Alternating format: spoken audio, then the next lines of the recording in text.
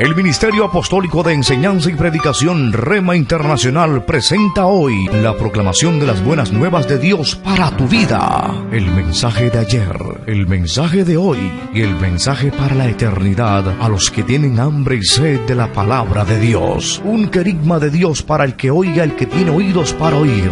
Escuche el dabar del Eterno a las naciones. Ahora es el tiempo para recibir el rema del Espíritu Santo a tu espíritu. Escuchemos con fe la memra del Señor para el alma. Hoy vamos a mirar la segunda trompeta apocalíptica. Y vamos a mirar, a su vez, el juicio sobre el reino de las tinieblas. En esta segunda trompeta vamos a mirar cómo Dios comienza a desbaratar toda la maquinaria que las tinieblas han armado en favor de sus intereses, que son los de destruir, hurtar y matar. Cuando el hombre conoce lo que la Biblia dice que va a suceder al final de los tiempos, el hombre debe tomar una decisión, el ser humano debe tomar una decisión, y es refugiarse en el Señor. Hay muchos problemas en la humanidad, problemas matrimoniales, familiares, laborales, económicos, pero nada de eso se compara con lo que viene, lo que va a acontecer en este mundo en estos días finales. ¿Cómo va a terminar la población según lo que dice el libro del Apocalipsis, que es un libro que narra eventos que aún no han sucedido? Es un libro del futuro, contiene profecía, y así debemos recibirlo y así debemos creerlo. Entonces, ante todo lo que vamos a ver, todo este cataclismo que está profetizado que va a suceder en nuestro planeta, siempre hay tiempo para rendirnos a los pies de Jesús de Nazaret, nuestro Señor y Salvador, reconocerle como el gobernante de nuestra vida, hacer su voluntad, rendirnos a Él. Todavía hay tiempo, y dice el autor de la carta: si escuchas hoy su voz, no te niegues. Si escuchas hoy su voz, no seas rebelde, dice el autor de la carta a los hebreos, refiriéndose al mensaje de salvación. ¿Por qué? Porque es lo que viene. Es lo que viene para este mundo.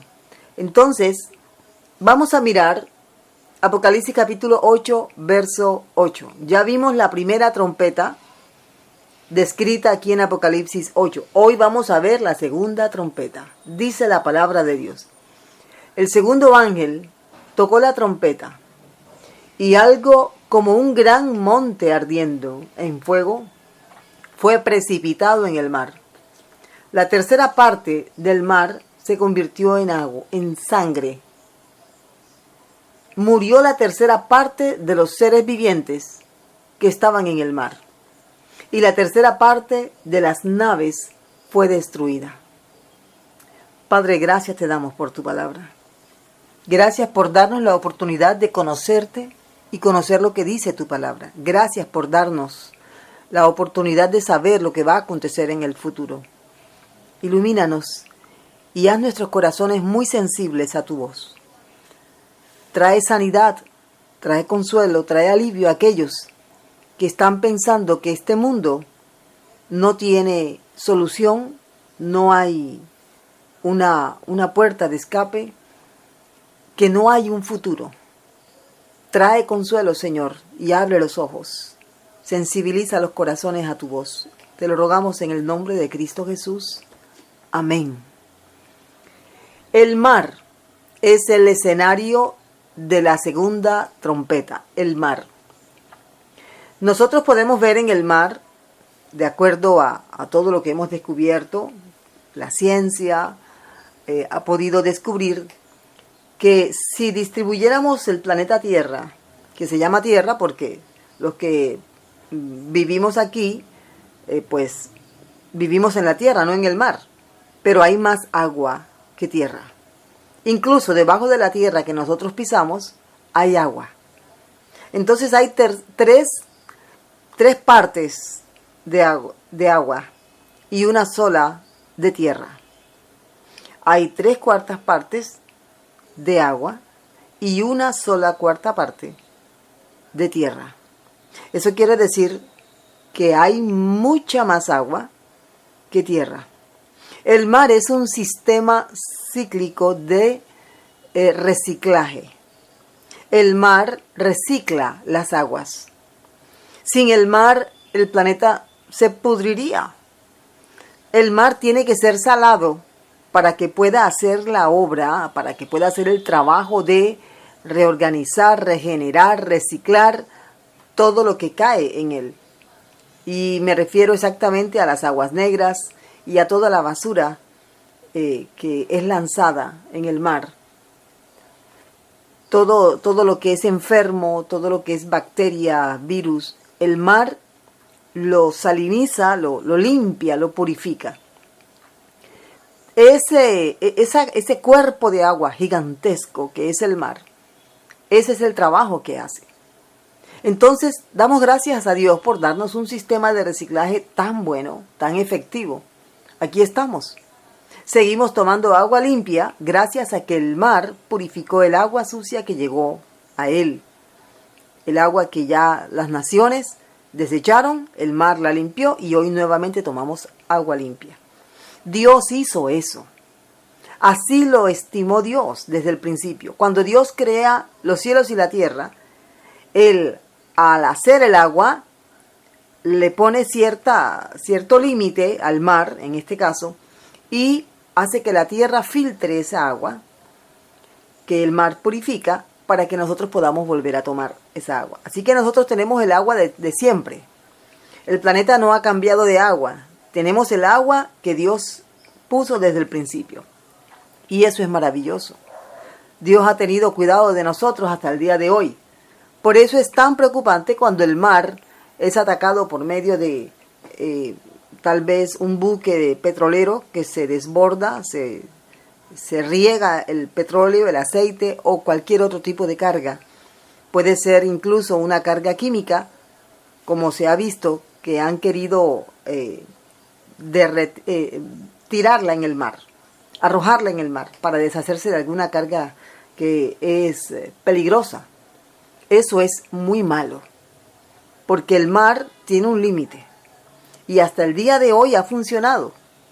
Sin embargo, aquí la Biblia nos está hablando de que viene un juicio. ¿Y qué juicio? ¿Por qué? Porque el mar ha sido el escenario de muchas batallas marinas, pero también es el escenario de deportes, el escenario de recreación, pero también hace parte de la economía mundial. Así es, la economía mundial. ¿Por qué? Porque a través del mar se transportan los grandes buques que llevan mercancía, petróleo, etcétera, pero también el mar provee el alimento para toda la gente. Diferentes tipos de animales salen del mar. Los que son limpios, los que no son limpios, a todos de alguna forma hemos sido alimentados por medio de peces extraídos del mar.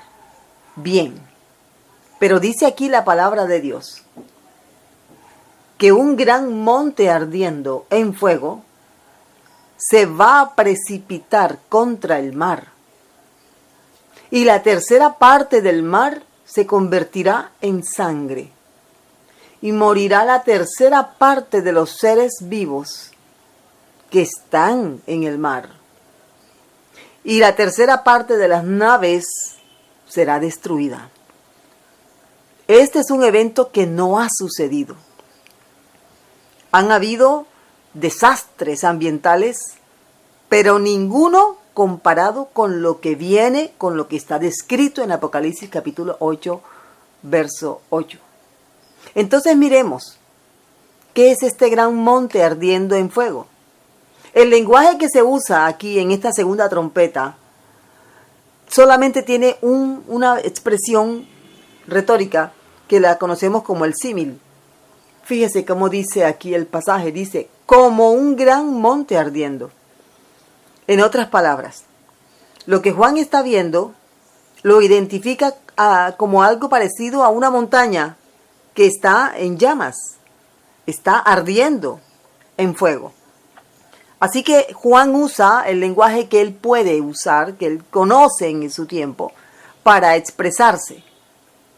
Entonces él dice, es un gran monte, es como un gran monte. ¿Podemos pensar entonces en un gran monte que viene del cielo, envuelto en fuego? Debió ser una visión aterradora para Juan. Ver cómo ese enorme sistema, esa enorme roca envuelta en llamas, se precipita contra el mar. Fue arrojada hacia el mar. Por lo tanto, no podemos decir que ese monte, como lo llamó Juan, es algo diferente a un asteroide. Algunos dicen que puede ser un meteorito, pero un meteorito es más pequeño que un asteroide. Y ya que Juan de alguna forma visualmente miró las dimensiones de este gran cuerpo que se va a arrojar en fuego al mar, lo llamó monte o montaña, debemos aceptar el hecho de que no puede ser un meteorito, debe ser algo parecido más bien a un asteroide. Para que tengamos un poquito aquí de idea con respecto a lo que estamos diciendo, mire, hay varios asteroides que están girando aquí en nuestro sistema solar. Por ejemplo, hay uno que se llama Apophis. Apophis, según va a pasar cerca de la Tierra en el año 2029. No lo consideran una amenaza, pero igual la NASA lo sigue vigilando, lo sigue supervisando, por si de pronto este asteroide, que tiene aproximadamente 1 kilómetro de diámetro, eso es bastante, pudiera desviarse de su recorrido, de su órbita y llegar a caer en la Tierra. ¿Cómo podría el hombre evitar algo así? Pues la verdad, no veo cómo. Este Apophis tiene aproximadamente entre 340 y 375 metros de diámetro. El que tiene aproximadamente 1 kilómetro de diámetro se llama Ceres. Ceres con C.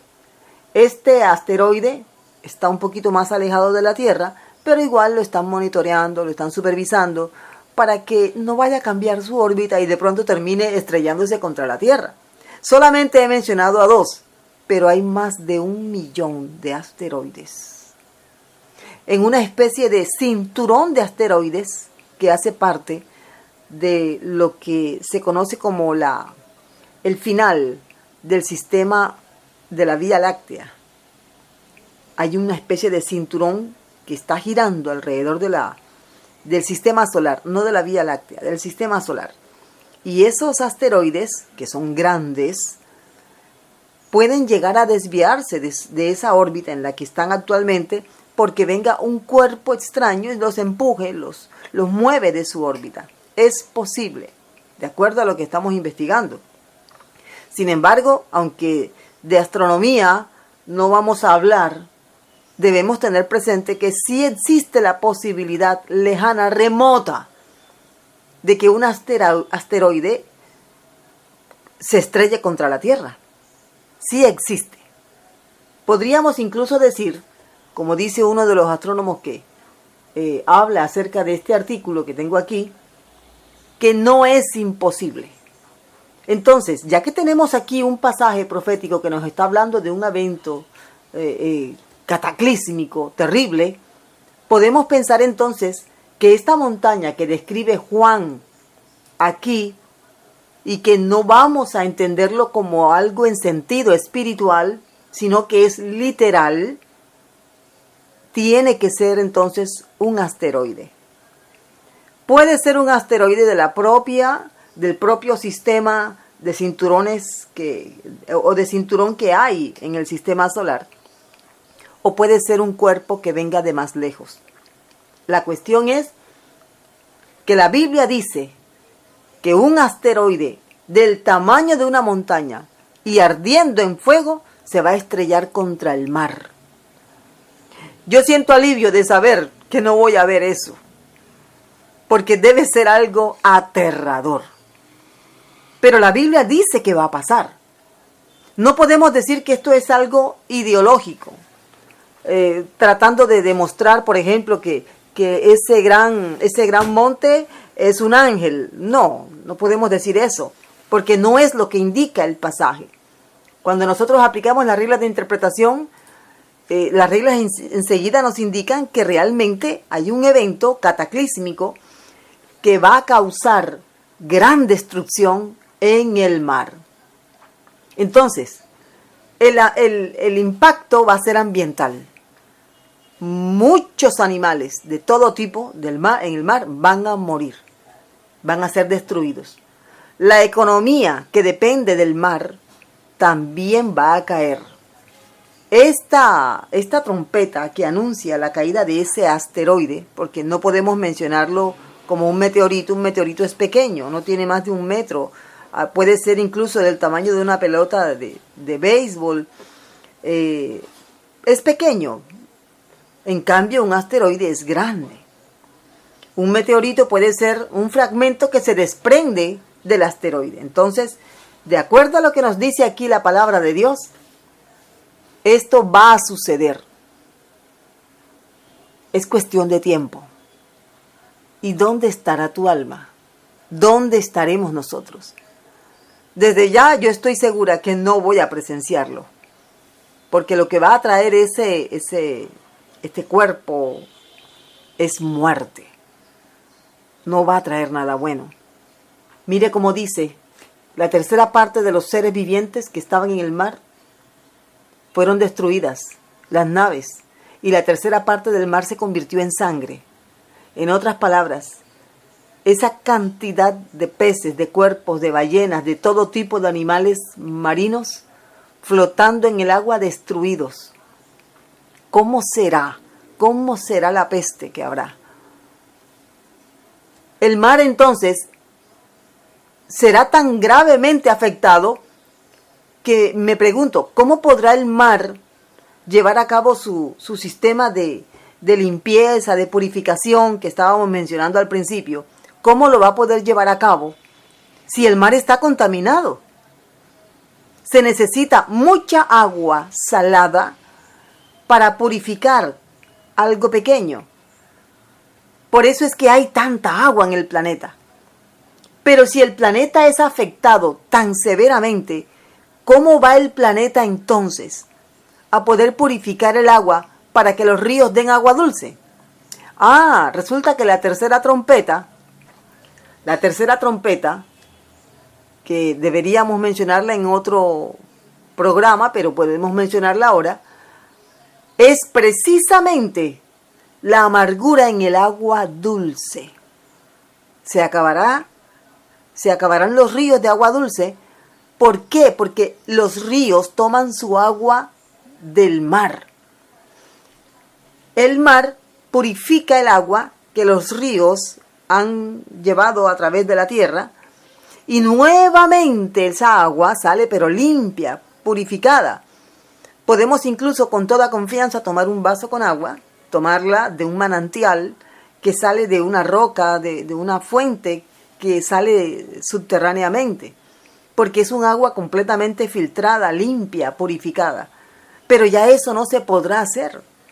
Entonces el mensaje aquí tiene que ver con que Dios va a remover los cimientos de la tierra. Dios va a estremecer los cimientos de la tierra. ¿Dónde estarás cuando esto pase? ¿Qué pasará contigo? ¿Qué pasará con todos? Tenemos entonces que observar lo que dice la Biblia. Ahora sí podemos hacer una aplicación. En una aplicación podemos decir lo siguiente, ya que hemos entendido que de acuerdo a lo que dice el apóstol Juan aquí, que le fue revelado, un asteroide se acerca a la Tierra. Este asteroide gigantesco va a caer en el mar y va a causar tal destrucción como no la ha habido antes. No hay un desastre ambiental que muestre, que sea un precedente de lo que viene, de lo que va a suceder. Pero esto es lo que Dios va a hacer con el reino de las tinieblas. ¿Por qué? Porque en la Biblia un monte es identificado con un reino. Los montes en la Biblia simbolizan reinos. Entonces yo puedo entender que de la misma forma como Dios va a permitir que este asteroide gigante se estrelle contra el mar y cause tal destrucción, de esa misma forma el reino de las tinieblas va a caer. No será algo fácil. No será algo agradable, pero el reino de las tinieblas tiene sus días contados. Vamos a mirar un ejemplo bíblico. En el libro del profeta Daniel se nos habla de que cuando Nabucodonosor tuvo su sueño, en ese sueño él ve una gran estatua que tenía diferentes tipos de metales: oro, plata, bronce, hierro, barro. Esa estatua fue destruida por una piedra que fue arrancada. Obviamente dice el texto bíblico que no por fuerza humana, no era una acción humana, sino el mismo Dios actuando. Esa piedra da contra los pies de la estatua y la estatua toda se desmorona, cae y se deshace. Dice el texto bíblico que después que esa piedra golpea la estatua, de esa piedra se forma un gran monte. Un gran monte. Dice el verso 35, fueron desmenuzados también el hierro, el barro cocido, el bronce, la plata y el oro, y fueron como tamo de las eras del verano, o sea, se deshicieron. Y se los llevó el viento sin que de ellos quedara rastro alguno.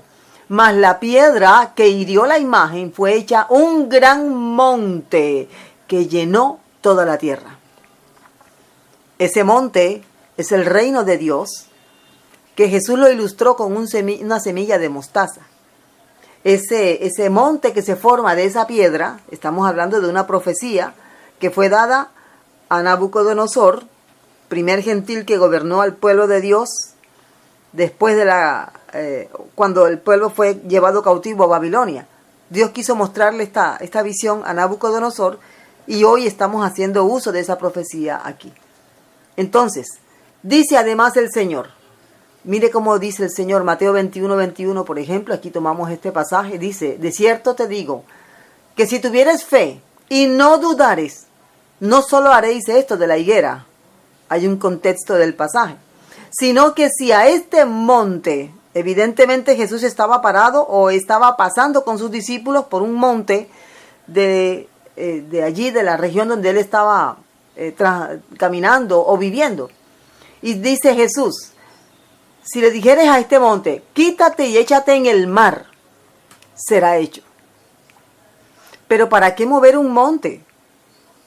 Si dice la Biblia que los montes se derriten delante del Señor. Hablo de un monte literal. ¿Para qué mover un monte y echarlo en el mar? Eso sería como un capricho. Entonces, en la enseñanza que Jesús les está dando a sus discípulos, Él quiere ilustrarles el hecho de que si un monte representa un reino, entonces nosotros, teniendo la fe necesaria, teniendo la fe en el Señor, podemos desbaratar la obra del reino de las tinieblas. Eso es lo que está enseñando el Señor. Y de la misma forma como ese monte que vio Juan ser derribado, ser estrellado contra el mar, va a pasar, de esa misma forma el Señor va a destruir el monte que reina en las tinieblas para destrucción. Eso es lo que la Biblia muestra que significa un monte. No significa que el monte que vio Juan sea algo espiritual. No, esto va a pasar. Esto va a suceder, esto es literal. Es algo terrible lo que viene para la tierra. ¿Cómo puede vivir la gente lejos de esta tremenda realidad? Hay que recibir a Jesucristo como Señor y Salvador y pedirle que nos guarde de la hora de la prueba que viene sobre el mundo entero. Él va a sacar a su iglesia de lo que viene. La iglesia va a ser trasladada. Y no creo que vaya a ser trasladada después que caiga ese monte. No, va a ser trasladada precisamente antes de que ese monte caiga.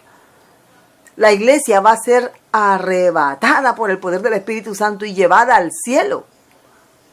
Por eso, creer en Jesucristo no es solamente decir yo creo en Cristo. Sí, los demonios también creen y tiemblan, pero son malos. Tienes que creer en Jesús como Él dice en su palabra. Creer y hacer lo que Él demanda en su palabra. Eso es creer en Jesús. Entre las cosas que Jesús dice, Él dice que el mundo nos aborrecería. Tenemos entonces que hacer una vida en Cristo Jesús separada del mundo. Estamos en el mundo, pero no somos del mundo. Esta es una realidad que debemos atender. Debemos aceptarla de corazón.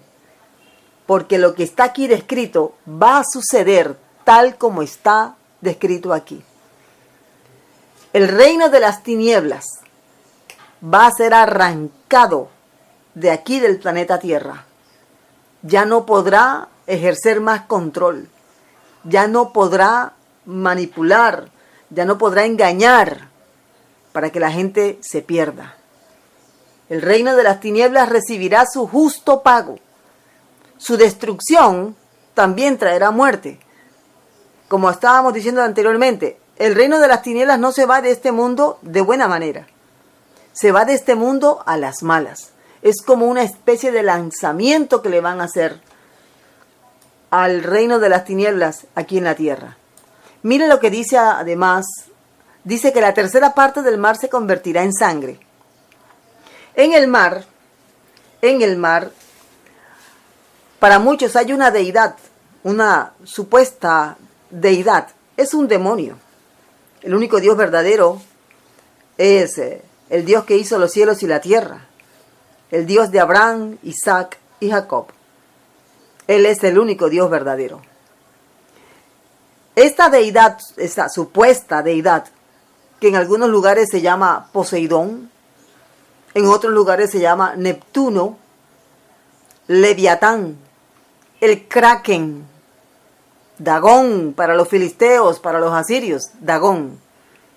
Esta deidad, que no es ninguna deidad, es un demonio, es un principado, que tomó, en contra de la voluntad de Dios, tomó el control del mar, de todo lo que son las fuentes.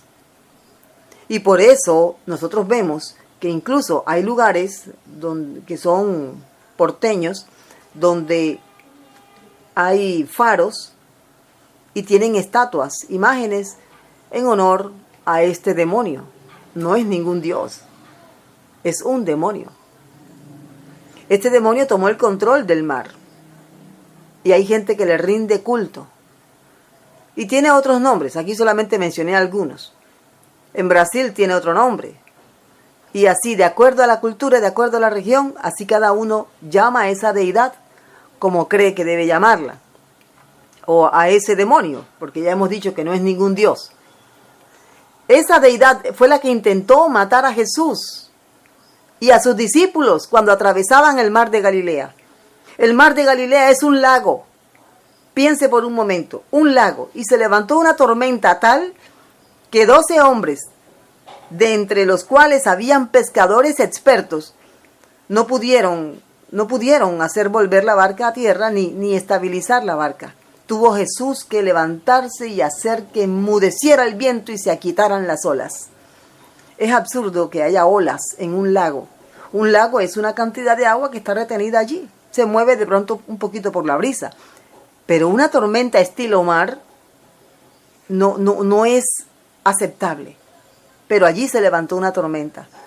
Después de esa tormenta, el Señor desciende de la barca en Decápolis y es cuando sale el endemoniado gadareno, donde había una legión de ángeles viviendo en el cuerpo de ese pobre hombre que después recibió libertad en Cristo Jesús y comenzó a predicar la obra que el Señor había hecho en él.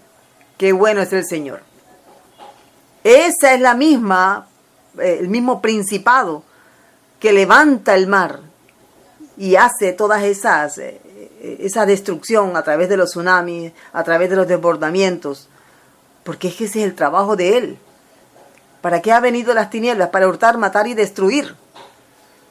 Y la gente tiene que saber que no es Dios el que hace que el mar se desborde. No es Dios el que hace que el mar se salga de su cauce. No. Es esta entidad. Porque de esta forma puede matar mucha gente, puede destruir. Y cada vez va como más en aumento esto. Tanto que ya hay diferentes organismos que están preparándose para que en cualquier momento donde haya un desbordamiento, donde haya tsunami, donde haya una catástrofe de este tipo, ellos puedan atender a la gente, porque los gobiernos no se habían preparado para la cantidad de desastres naturales provocados por inundaciones. Así que ya esto hace parte de los gobiernos nacionales. Antes no era algo prioritario, pero ahora en cualquier momento se puede presentar una catástrofe de este tipo. ¿Y por qué una deidad o un demonio como este tiene esta capacidad de dañar tanto? Porque los hombres se alejaron de Dios. Los hombres han decidido, en vez de rendirle culto al Dios que hizo los cielos y la tierra, a Jehová el Eterno, en vez de rendirle culto a Él, le han rendido culto a otros dioses. Le han rendido adoración a principados de las tinieblas, a demonios. Como ellos entonces reciben esa adoración, ¿de qué manera pagan ellos? Así, destruyendo. Porque esa es la obra del mal. Cuando nosotros vemos entonces un pasaje como este, de la segunda trompeta, debemos entender que realmente lo que dice la Biblia es así. El apóstol Pablo dice que este mundo está bajo el maligno. ¿Es creación de Dios? Claro que sí. Pero a pesar de Dios ser el autor, el creador de todo, Dios le entregó el poder y la autoridad al hombre, y el hombre se lo entregó al mal. Por lo tanto, como dice el apóstol Pablo allá en la carta a los Efesios, él dice allá en el capítulo 2, que el Dios de este siglo, refiriéndose al mal que está aquí en este mundo, el Dios de este siglo ha enceguecido el entendimiento de los incrédulos para que no acepten el mensaje del Evangelio. Eso está en Efesios capítulo 4. Y en Efesios capítulo 2 dice el apóstol Pablo, hablando acerca de la obra del diablo, lo llama como el príncipe de la potestad del aire, el espíritu que ahora opera en los hijos de desobediencia. Eso tiene que ser arrancado. Este enemigo del hombre y de Dios va a seguir haciendo daño en la medida en que pueda. Y lo hará a través de estas entidades de maldad que están a cargo de diferentes partes en la tierra. En este caso, de las aguas. Muchos espíritus inmundos a cargo de las aguas. Aguas que deberían estar bajo el mando del hombre, pero que por causa del pecado ese mando se perdió.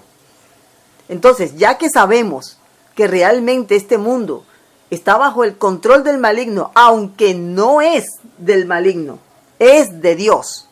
Si el hombre se vuelve a Dios, si el hombre reconoce a Dios como su creador, como su Dios, como su Señor, Dios aquieta, Dios se manifiesta en estas entidades de maldad que vienen para destruir.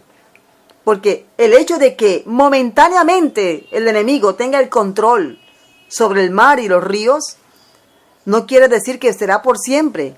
No quiere decir que es el creador de eso. No, señor. Es Dios el creador. Y Él tendrá el control hasta que Dios diga, hasta aquí. Por eso el mar tiene que ser limpiado. Y una de las cosas que tiene que hacer Dios es desarraigar esa presencia oscura de las tinieblas que hay en el mar y en los ríos. Dice la Biblia, aquí, refiriéndose a la tercera trompeta. El tercer ángel tocó la trompeta y cayó del cielo una gran estrella ardiendo como una antorcha. Cayó sobre la tercera parte de los ríos y sobre las fuentes de las aguas. El nombre de la estrella es Ajenjo. La tercera parte de las aguas se convirtió en ajenjo, y muchos hombres murieron a causa de esas aguas, porque se volvieron amargas.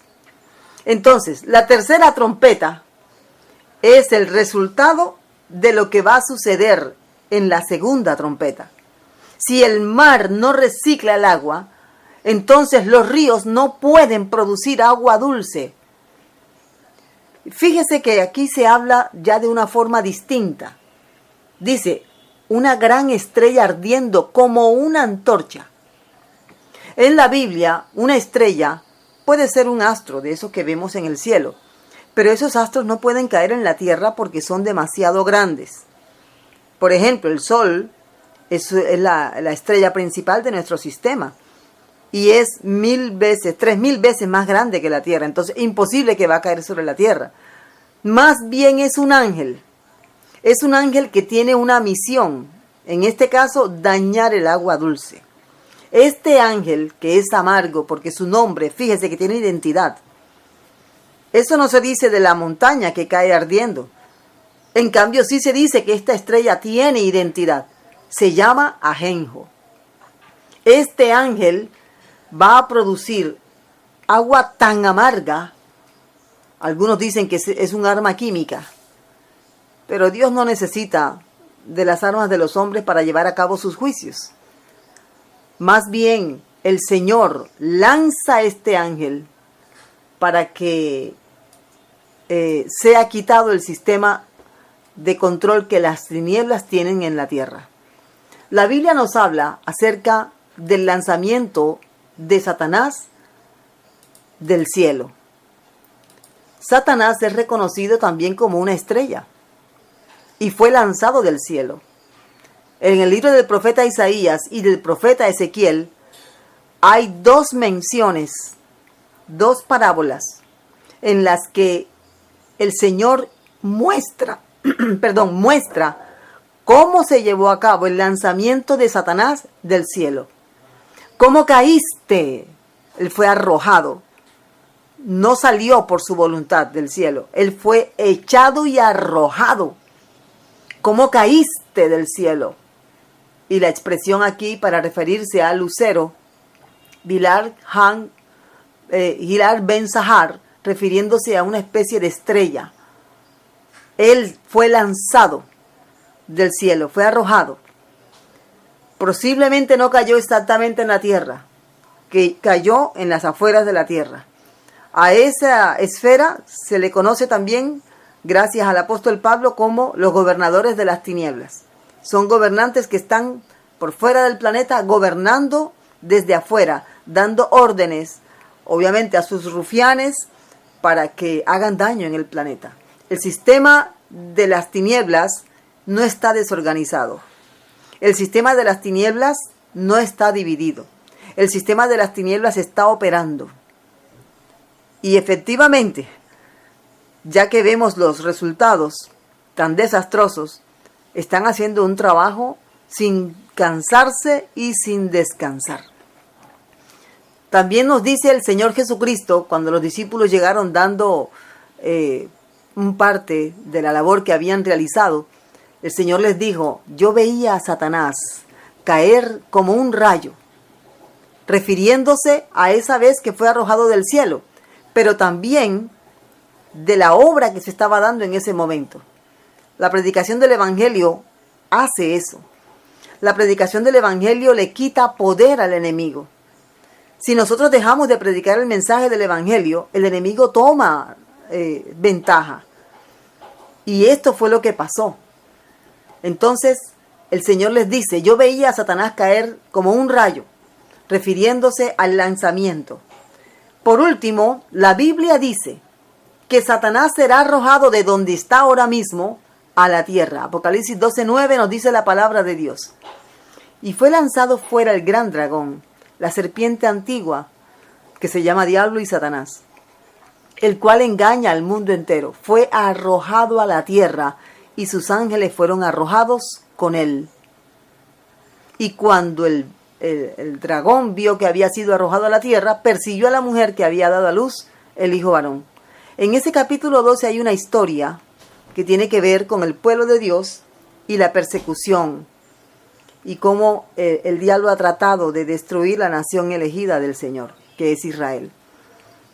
Allí llegaremos en su momento, pero es bueno que veamos que es Dios quien arroja todos estos cuerpos celestes, llamémosle así, como señal de que está arrancando de raíz el gobierno del enemigo de este planeta.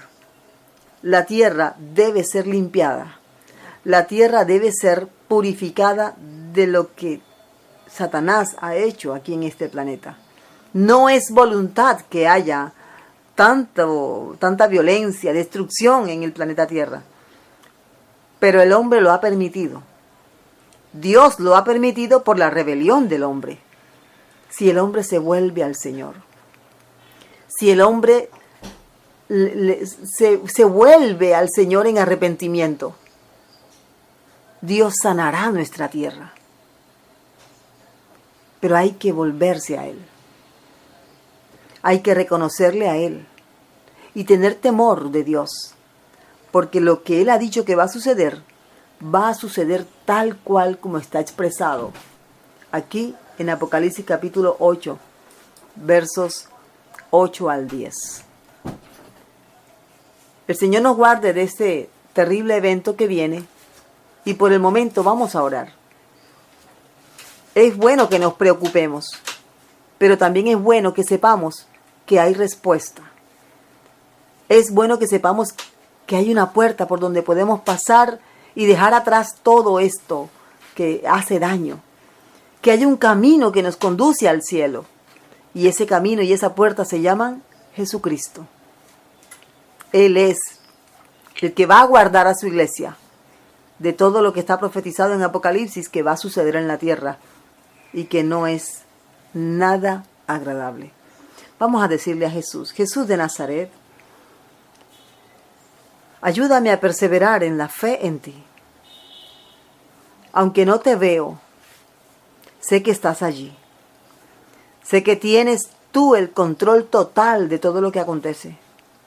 Gracias por darme la oportunidad de conocer tu palabra. Háblanos. Ayúdame, Señor, a perseverar en ti. Escribe mi nombre en el libro de la vida. Habla a mi corazón. Necesito de ti, Jesús. Necesito que sanes mi vida. Yo sé que tienes el poder para ayudarme a levantarme. Yo en este momento yo renuncio a todo aquello que haya tomado control de mi vida y que no viene de ti. Jesús de Nazaret, toma tú el control de mi vida, porque yo sé que el futuro de la humanidad, el futuro del planeta está en tus manos. Gracias, Padre. Perdona mis pecados, límpiame con tu sangre y dame tu Espíritu Santo. Gracias una vez más. Gracias, Jesús de Nazaret. Muchas gracias. Amén, amén y amén. El Ministerio Apostólico Rema Internacional pone a disposición esta predicación. Ofrecemos ministración a simposios, seminarios, campañas evangelísticas, educación globalizada sana y de carácter interdenominacional. Escríbanos a ministerioremainternacional@gmail.com o llámenos al celular 316-270-7181.